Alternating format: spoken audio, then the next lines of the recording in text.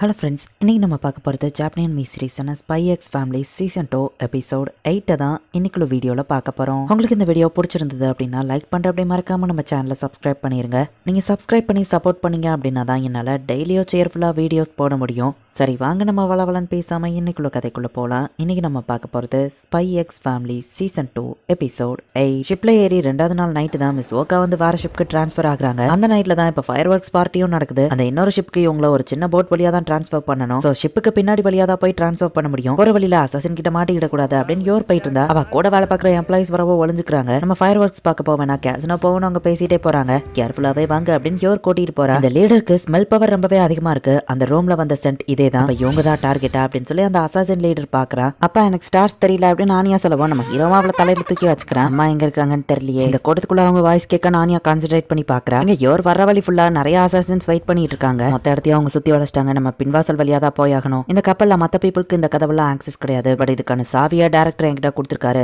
எல்லாரும் fire work show பார்க்க போயிருக்காங்கன்னு நினைக்கிறேன். இந்த இடத்துல யாரும் இல்ல அப்படின்னு யோர் சொல்லிட்டு இவங்க வெளியே காலை எடுத்து வைக்கிறாங்க. டொம்முன்னு ஒரு சவுண்ட் கேக்குது. எல்லாரும் பயந்துருந்தாங்க. வெடிதானே, நான் கூட பயந்துட்டேன் அப்படின்னு யோர் பாக்குறா. அந்த வழியா வாங்க சீக்கிரம் அப்படின்னு சொல்லி யோர் அவங்களை கூட்டிட்டு போறா. இவா தான் டார்கெட் அப்படின்னு சொல்லி ஒரு ஸ்னைப்பர் மேல இருந்து ஷூட் பண்றா. யோர் கையில பட்ட ரத்தம் வந்து ஜஸ்ட் மிஸ்ல அவ தப்பிக்கிறா. இதுக்கு வாய்ப்பே இல்ல, அவ டாஷ் பண்ணிட்டாளா அப்படின்னு சொல்லி அந்த ஸ்னைப்பர் பார்த்தா யோரவா வெப்பனை வச்சு ஸ்னைப்பரே அட்டாக் பண்றா. பட் அது மிஸ் ஆயிடுது. டக்குன்னு இன்னொரு அசாசின் வந்து அட்டாக் பண்றான். யோரவா கையவே கத்தி மாதிரி அட்டாக் பண்ணா. அவன் கத்திய வச்சு தடுக்கிறான். உங்களுக்கு எதுவும் அடிப்படலையான்னு யோர் கேட்கறா. எல்லா அசாசினும் ஒரே இடத்துல வந்து இவங்களை சுத்தி வளைச்சிட்டாங்க. இவங்க மறைஞ்சிருந்ததை என்னால சென்ஸ் பண்ண முடியலனா எல்லாருமே கண்டிப்பா ஸ்ட்ராங்கானவங்க தான் அப்படின்னு யோர் ரெடியா நிக்கிறா. அந்த ஸ்னைப்பர் யோரை ஷூட் பண்ண போகவும் டைரக்டர் வந்து ஸ்னைப்பரை கொண்டுட்டு இப்ப அவன் அந்த ஸ்னைப்பரை வச்சு எல்லாத்தையும் அட்டாக் பண்றான். இந்த பாடி கார்டு கூட இன்னொருத்தனும் இருக்கானா அப்படின்னு அந்த அசாசின் லீடர் பாக்குறான். டைரக்டர் ஒரு இடத்துல ஷூட் பண்றாரு. அந்த இடத்துல போய் ஒளிஞ்சுக்கோங்க அப்படின்னு சொல்லி யோரோ புரிஞ்சுக்கிறா. நான் விட மாட்டேன் அப்படின்னு அசாசின் வந்து அட்டாக் பண்றாங்க. ஓகே சீக்கிரம் உள்ள இறங்க அப்படின்னு சொல்லி சாப் வந்து கதவை பிடிச்சுக்கிறான். ஒரு அவளை டக்குன்னு ஷூட் பண்ண போகவோ யோருக்கு என்ன பண்ணான்னு தெரியல. சாப் அவன் முதுகுல அந்த புல்லட் எல்லாம் வாங்கிட்டு டக்குன்னு கதவை போட்டிருந்தான். இப்ப எல்லாருமே அந்த ஹோல்குள்ள சேஃபா இருக்காங்க. புல்லட் ப்ரூஃப் போட்டு போய் வலிக்குதே அப்படின்னு சொல்லி சாப் கதறான். யோர் அந்த ரோப்ல இருந்து தப்பிச்சு ஒரு பெரிய இரும்பு பட்டிய பண்ணி அந்த மோடி மேல தள்ளிடுதா. இப்போதைக்கு அவங்க சேஃப் தான் அப்படின்னு யோர் பார்த்தா கிரனேட போட்டு வெடிக்க வச்சுட்டா அவங்க மொத்தமா காலி அப்படின்னு ஒரு சொன்னான். யோர் டக்குன்னு பாஞ்சு அவனை ஒரே கிக்கு தான். அவன் செத்து கடல்ல விழுறான். பாமும் தண்ணிக்குள்ளேயே வெடிக்குது.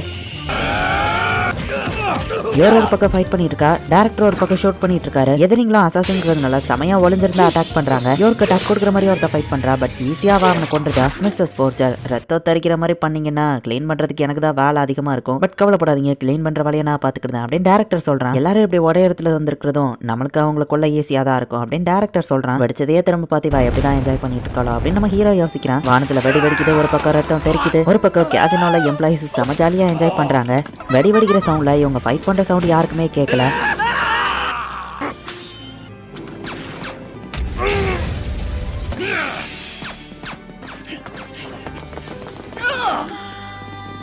இந்த பாய்சன் ஒரு கரடியவே கொன்றோம் அப்படின்னு அந்த லேடி பார்த்தா யோர் அசால்ட்டா அவளையோ கொண்டுதா.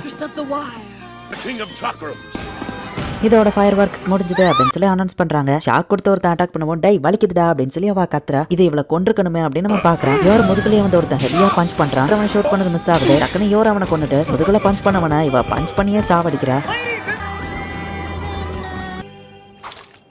ஐயோ போச்சு என் விரல் வலிக்குதே அப்படின்னு சொல்லி யோர் பாக்குறா. அந்த எல்லாரையுமே கொண்டுட்டீங்க. ஸ்டேட் சர்வீஸோட இந்த கார்டன் உண்மையிலேயே ரொம்ப ஸ்ட்ராங் தான் அப்படின்னு அந்த லீடர் சொல்லவும், கத்தி எடுத்து நீ ஒருத்தரை கொல்ல போறேன்னா நீயும் சாக தயாரா இருக்கணும். அந்த டயலாக் எனக்கோ பொருந்தும் அப்படின்னு யோர் சொல்லவும், தொழில் ரீதியா நம்ம 2 பேருமே அசாசின்ஸ் தான். பேசாம வர்ற பங்களா பாதியா பறிச்சுக்கலாம். காசுக்கு தானே நீயும் கொல்றான்னு அந்த லீடர் கேட்கவும், உயிர் மேல பயம் இருந்தா நீ பின்வாங்க வேண்டியதானு யோர் கேட்கறா. நான் ஆல்ரெடி அட்வான்ஸ் வாங்கிட்டேன், அது முடியாது. நான் பின்வாங்கணும்னு நான் சொல்லுவான். கூட இருக்கிற ஆள் என்ன விட மாட்டான் லீடர் சொல்லவும், அப்படியா டைரக்டர்னு யோர் கேட்கவும், கண்டிப்பா இவங்களை விட்டான்னு நிறைய பேரை கொல்லுவாங்க அப்படின்னு டைரக்டர் சொல்லவும், அந்த காலத்து சோல்ஜர் மாதிரியே பேசுறா அப்படின்னு இந்த லீடர் சொல்றான். சாக போறது நீங்க தான் அப்படின்னு அந்த லீடர் சிரிக்கிறான். திடீர்னு ஒரு சாம்ராய் வந்து இவங்களை வெட்ட வரான். டைரக்டர் கண்ணத்துல வெட்டிடுது. அவன் ஷூட் பண்ணலான்னு போகவும் இந்த சாம்ராய் அவனோட உடன் ஸ்வாட வச்சு டைரக்டர் வயிற்றுலயே பயங்கரமா அட்டாக் பண்ணுவோம். டைரக்டர் பறந்து போய் வளரான். இப்ப யோர் அவன் அட்டாக் பண்ண ஆரம்பிக்கிறான். மத்தவங்களை கம்பேர் பண்ணும்போது இந்த அசாசின் ரொம்பவே ஸ்ட்ராங்கா இருக்கான். யோரோட வெப்பனும் கீழே விழுது. யோர் கிட்ட இப்ப வெப்பன் இல்ல. சோ அவனோட கத்தியா வந்து முடிஞ்ச லெவலுக்கு தடுக்க பாக்குறா. சாகதான் போற. சோ விட்டு கொடுத்துரு அப்படின்னு அந்த சாம்ராய் சொல்லவும், இந்த ஃபைட்ல உனக்கு மட்டும் பயங்கரமான அடிபட்டுச்சுன்னா ஃபேமிலி கிட்ட எக்ஸ்பிளைன் பண்ண முடியாது. சோ அவங்களை பிரிச்சு ஒன்னு தூரமா அனுப்பிடுவோம் அப்படின்னு டைரக்டர் சொல்லியிருப்பாரு. லாய்டா நானியா கிட்ட சொல்லாம விட்டுட்டு போனா அவங்க எப்படி ஃபீல் பண்ணுவாங்க அப்படின்னு யோர் யோசிக்கிறான். அவன் டக்குன்னு அட்டாக் பண்ணுவோம். ஜஸ்ட் மிஸ்ல